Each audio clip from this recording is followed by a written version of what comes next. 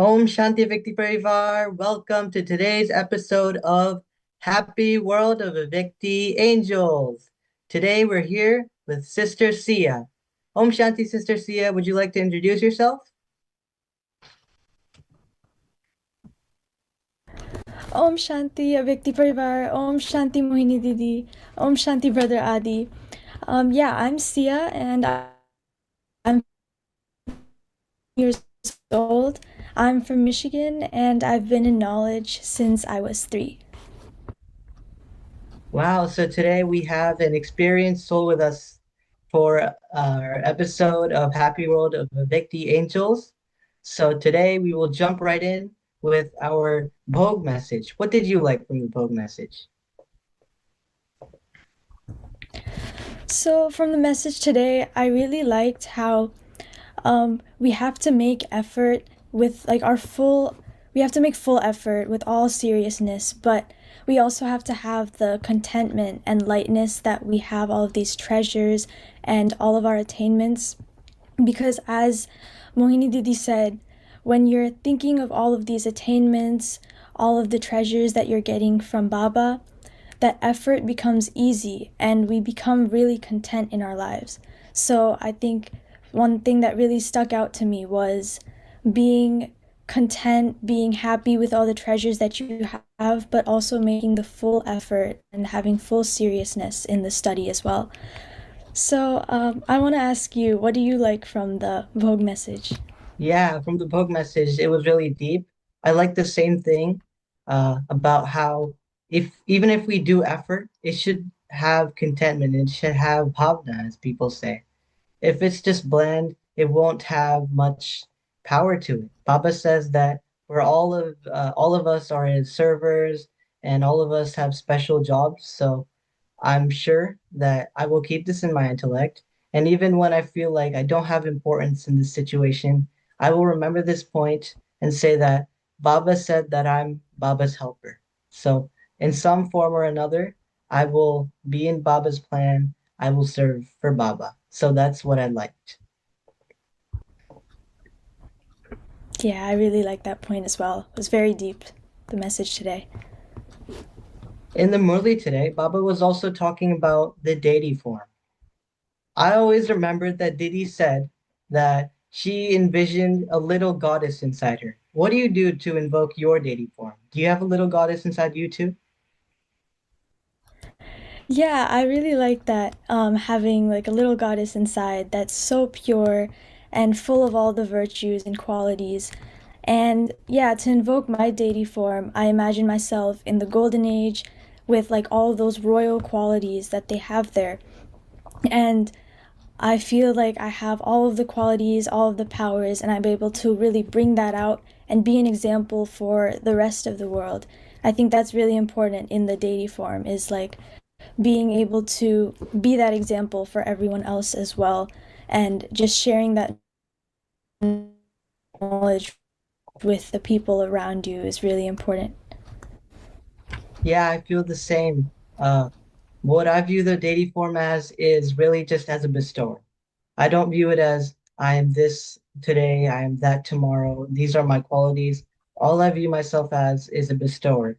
And of course, in the golden age, we will have everything, so we won't have to need anything at all. So this mindset of being complete, full, I think that really gives me that deity form because deities, they always have their hand like this. It's not asking for something. So that's what I like. Another thing that Baba said in today's Murli was in the intellect, we have all of the knowledge of history and geography. Well, that would be helpful on history tests, but I'm sure Baba wasn't talking about that. How do you keep the awareness of the beginning, middle, and end of the cycle in your mind as you're just taking normal daily decisions?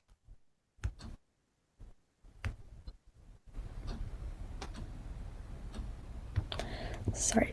So I keep the awareness of the beginning, middle, and end by just like knowing what Baba says, understanding the cycle well, understanding that in the past we were in the golden age, we were royalty, and we're going to become that in the future as well. And we're working for that, we're putting in the effort.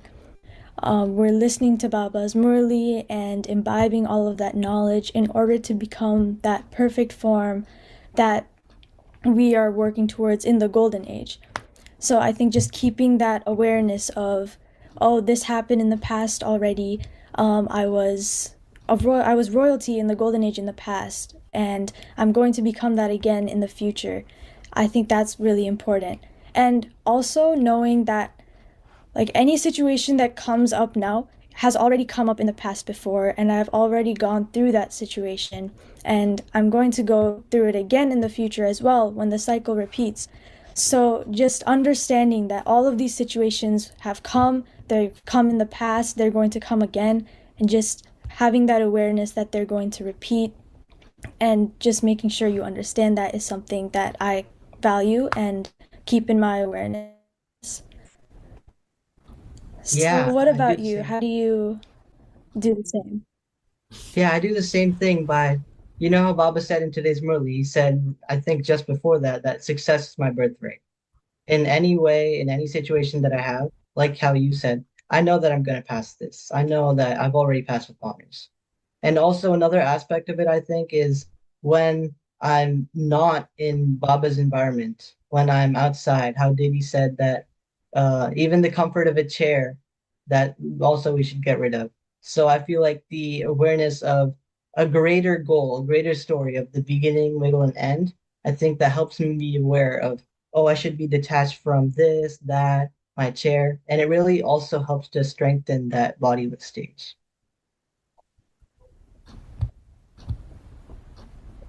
More about Didi's class today. What did you like from Didi's class today that you thought you would implement in your daily life? Something that really stood out to me from Didi's class today was how she was talking about attachment. Like, throughout the Murli, Baba always says that there should be no attachment to the world. We should always be detached. But Mohini Didi said today that, like how Dadi Janki once said, there should be attachment, but not that typical worldly attachment. It's more of like a spiritual attachment within the family that gives, feelings of belonging and support and just completeness within that family. And I really like how she said it's really important to have that closeness in the relationships that you have. And that's like why it's important to have this spiritual attachment and not, of course, not that worldly attachment. Speaking of worldly attachment, there's always a line between being detached and being informed. Of course, since both of us go to high school, we pursue an education, it's important to stay informed. But where do you draw the line? So I think there's so many things that you can't control. Like you can't control what you hear, but it's important to like actually keep what you think is important for yourself, and then everything that you don't want. Like listen with one ear and let it out with the other.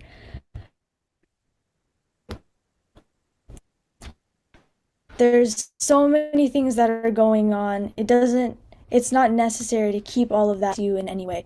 And so I think it's important to have that detachment and just observe, detached observer, right? You're being informed, you're getting this information, but you're seeing it in a detached way, and you're only keeping what is beneficial to you, what you need to know, and then letting go of the things that don't matter to you or are negative for yourself.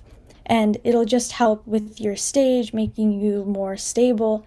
And I think that's just really important to make sure you only take what you need and what's beneficial for you, and then let everything else out. Yeah, I like the same thing about even how Didi said that the word nyara in Hindi is always translated to detached, but doesn't mean that we should cut off all relationships, we should do this and that. I really like that part because I can interact with anyone and be detached. And it doesn't mean that I'll be introverted, and I can give this stage of being in another, elevated stage while also being in conversation. Baba also talked about how the recognition of Baba finishes all limited things. back to this, going to school, having an education, having hobbies. How do you recognize Baba and also have these limited things in your mind at the same time? So, I think it's important to know the difference between like the unlimited love that you're getting from Baba, but then the limited things that are going around in the world around you. And it's important to, again, back to that observer point. You're observing all of these things, you're having, so not that you're depending on them. You are mostly connected to Baba, the unlimited source, and that's where most of your focus lies. I think that's where what I think is most important for, keeping the unlimited life different and then having the limited things as well. Just making sure that you're always connected with Baba and then having those moments in your day where you're taking a few minutes to connect with the unlimited Father throughout all of the chaos that's going on in school, in the world around you, and just stepping away from all those limited things that are going around and just take a moment and connect with the unlimited Father and have that awareness as well. Yeah, in school, there's many moments where you need to have that connection with something above so you can, get out of the mud. How do you use Baba's light in your daily life in critical situations? Like if, for example, two of your friends are arguing about something that will really hurt them deeply, how would you use your detached stage to cut through all that bias and see them for who they are really and really solve the problem? So, the first thing I would do is I would have like the awareness that I'm a soul and that all of these other people are souls. And then I would have the awareness that Baba is with me and he's my companion, he's always by my side, because it'll give me the confidence that I'm not facing these situations on my own. I'm not having to, break up this problem that I'm going through on my own. I'll have Baba with me while I'm doing that. And it gives me a sense of confidence that, oh, I'm not on my own. I can do this with my best friend, my unlimited friend, Baba. And that really helps me in that situation because with Baba, I'm able to see the other souls around me for who they are. They're souls, they have all of these qualities, and I see them for that rather than this shaken stage that they're in right now. And then I'll work to, help them and then bring up these qualities that they have and, mitigate that situation in that way. Yeah, that's a very important skill to have as a leader, to have in general. And being detached is really something that Baba was emphasizing, being bodiless. Even last month and this month too, I think Baba is really trying to bring that point home. How do you, in your own life, see your immunity from the outside world? Like how Baba said today that being detached gives us immunity. Have there been any experiences that you've had that you really felt that this stage of being bodiless gave you immunity from all the chaos?